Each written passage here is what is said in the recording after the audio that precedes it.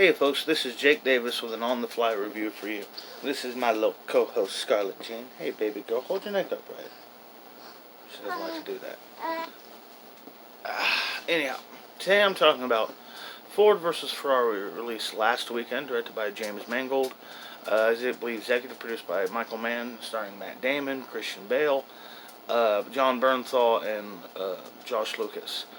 This is the true story. I don't really know how true all the details are, but this is the story about Carroll Shelby and Ken Miles building the first ever Ford to race in the Le Mans 24-hour race.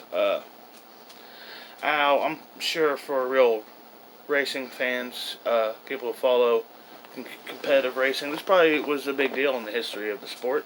It's not really something I follow.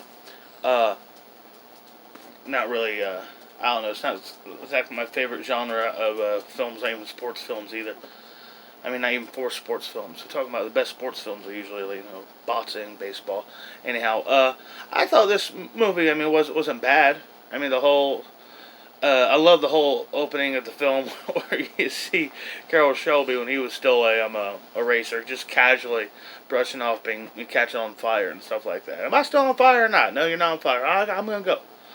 Uh, yeah, much like, it kind of reminded me of last month's Joker in the way that it was just kind of just straightforward. Wasn't trying to, it wasn't trying to say something about current year kind of nonsense. It just wanted to be a straightforward movie. Uh, I wouldn't be surprised if this movie got some award attention, particularly for stuff like sound and editing. But as far as the performances go, both guys are great, and particularly Matt Damon.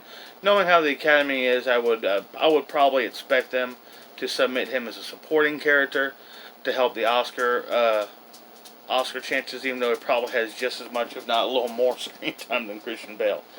Anyhow, yeah, I'm gonna give it 4 stars. I thought it was, where it wasn't something like, I don't know if I'm probably ever even gonna see it again, but I thought, looked great, wonderful colors and good costumes and stuff like that.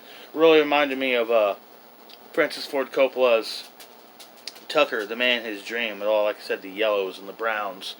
It's a good looking movie, a good sounding movie, some strong performances, and even though it's about 2.5 hours long, it got a good pace.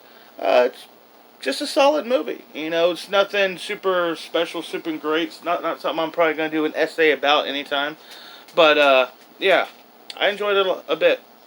Anyhow, God, you had just the grumpiest faces since I started this.